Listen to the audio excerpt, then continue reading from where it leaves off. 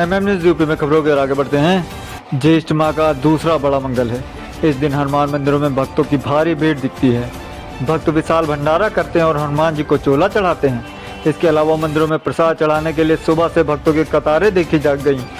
ज्येष्ठ माह का दूसरा बड़ा मंगल आज मनाया जा रहा है। ज्येष्ठ माह में आने वाले सभी मंगलवार को बड़े मंगल के तौर पर मनाया जाता है। इसे बुढ़वा मंगल भी कहा जाता है। बड़ा मंगल पर हनुमान जी और प्रभु श्री राम की आराधना करने से उनकी कृपा प्राप्त होती है। बड़ा मंगल मनाने को लेकर कई मान्यताएं हैं, जिनमें से एक यह है कि ज्येष्ठ माह के मंगलवार को हनुमान जी की मुलाकात अपने प्रभु श्री राम से हुई थी। इसीलिए ज्येष्ठ के मंगलवार बड़े मंगल के रूप में पूजे जाते हैं। 20 मई यानी आज दूसरा बड़ा मंगल है। इसे बुढ़वा मंगल भी कहते हैं। मान्यता है कि जो व्यक्ति ज्येष्ठ माह में हनुमान जी की पूजा अर्चना करता है और शहर भर में विभिन्न स्थानों पर विशाल भंडारों का भी आयोजन किया गया। धनोखर चौराहा, सतरिंग नाका, विजयनगर, लाजपत नगर, कोतवाली स्थित हनुमान मंदिर पर, कचहरी के सामने बैंक ऑफ बड़ौदा द्वारा व आवास विकास में हनुमंत धाम, सेक्टर 4, LIC के पास, टेलीफोन एक्सचेंज व सेंट्रल एकेडमी के सामने व शहर के प्रमुख स्थानों पर विशाल भंडारों का आयोजन किया गया।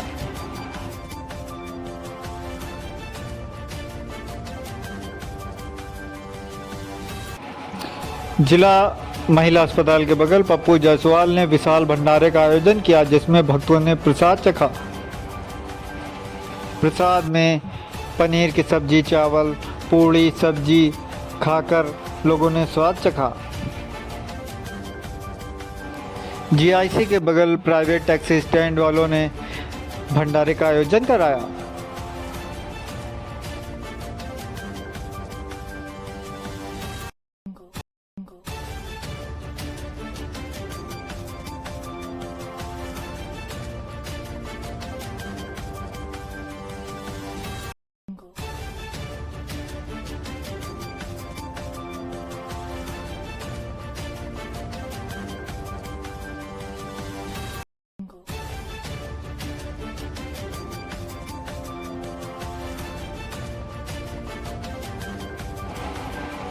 कोतवाली के निकट स्थित हनुमान मंदिर के पास भी भंडारे का भव्य आयोजन किया गया।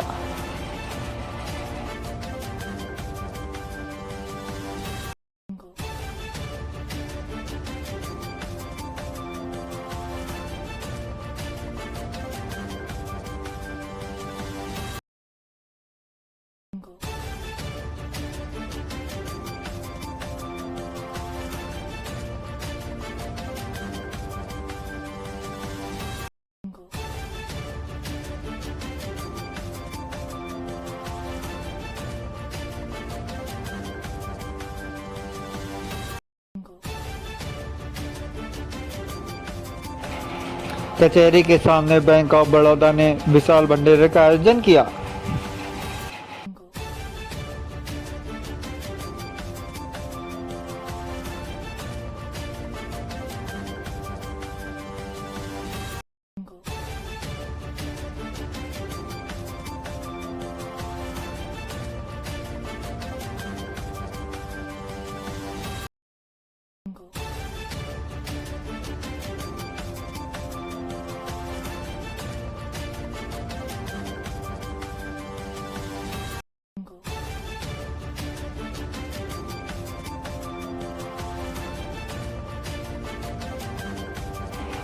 LIC के पास भी भक्तों ने विशाल भंडारे का आयोजन कराया।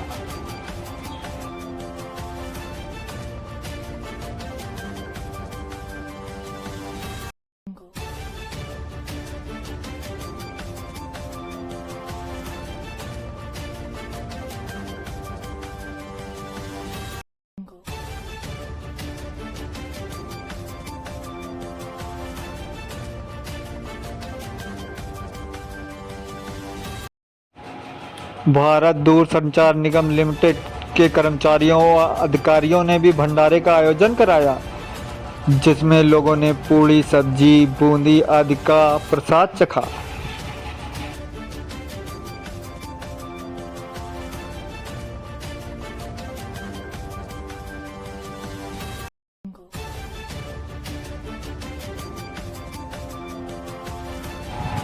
आवास विकास में सेंट्रल एकेडमी के सामने भी भंडारे का आयोजन किया गया।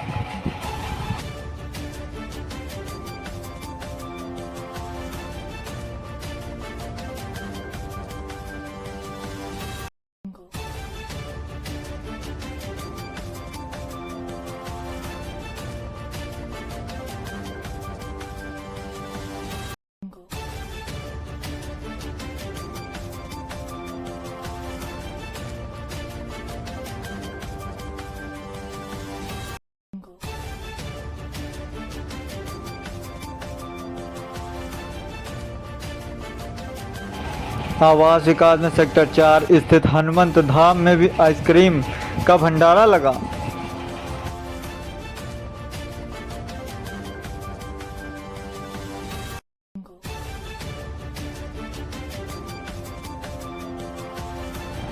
उत्तर प्रदेश के मुख्यमंत्री योगी आदित्यनाथ उत्तर प्रदेश के जिले कासगंज पहुंचे। उत्तर प्रदेश के मुख्यमंत्री योगी आदित्यनाथ पाकिस्तान पर कड़ा रुख लेते हुए बड़ा हमला बोला। योगी ने कहा कि हमारी सेना ने पाकिस्तान को उसकी सीमा में घुसकर धूल चटाई है और करारा जवाब दिया है। मुख्यमंत्री ने ऑपरेशन सिंदूर को इसका उदाहरण कहा। अब सुरक्षा में कोई सेंध नहीं लगा सकता। पिछले 10 वर्षों में सेना और मजबूत हुई है। नया भारत हमले सहता नहीं, जवाब देता है। आगे और क्या कहा आपको सुनाते हैं।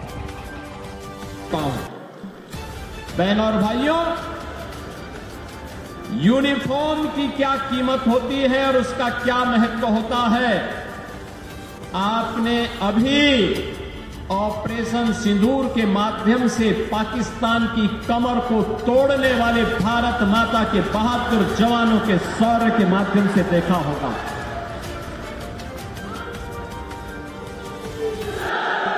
आपने देखा होगा कैसे प्रधानमंत्री मोदी जी के मार्गदर्शन में भारत के बहादुर जवानों ने पाकिस्तान को चारों खाने चित्त करते हुए उसको उसकी ही औकात में लाने का काम किया है।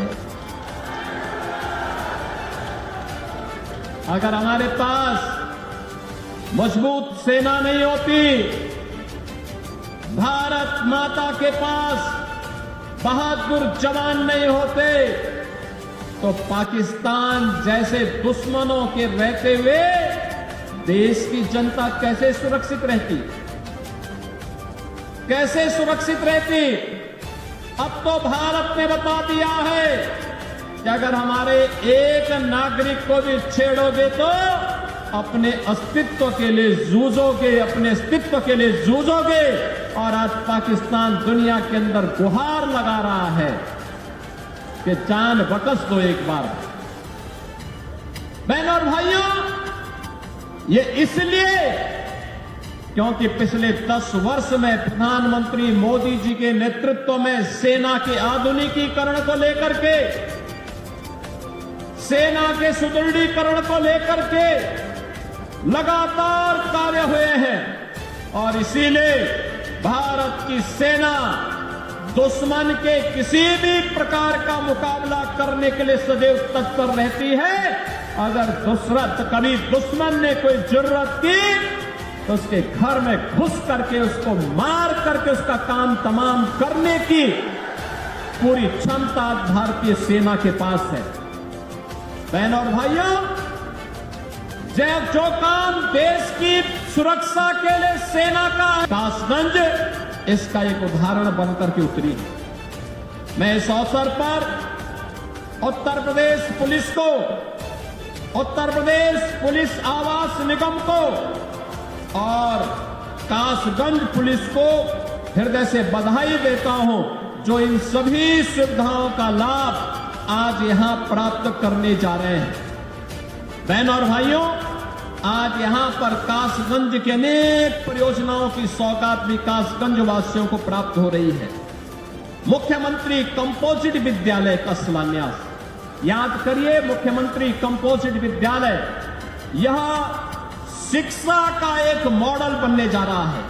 अटल आवासीय विद्यालय की तर्ज पर अटल आवासीय विद्यालय 6वीं क्लास से 12वीं तक है, लेकिन मुख्यमंत्री कंपोजिट विद्यालय, बहनों और भाइयों, यह प्री प्राइमरी से लेकर के 12वीं तक होगा। और हमारा प्रयास होगा पहले चरण में जनपद स्तर पर, दूसरे चरण पे तहसील स्तर पर, तीसरे चरण में ब्लॉक स्तर पर, चौथे चरण में न्याय पंचायत स्तर पर विद्यालयों की एक श्रृंखला खड़ी होगी। और उत्तर प्रदेश के गरीब का बच्चा भी आधुनिक शिक्षा से युक्त होकर के देश के विकास में अपना योगदान देगा। शिक्षा के साथ साथ आज यहां पे स्वास्थ्य के लिए स्वास्थ्य के साथ साथ यहां की सड़कों के लिए, पर्यटन विकास के लिए, पेयजल के लिए, नगर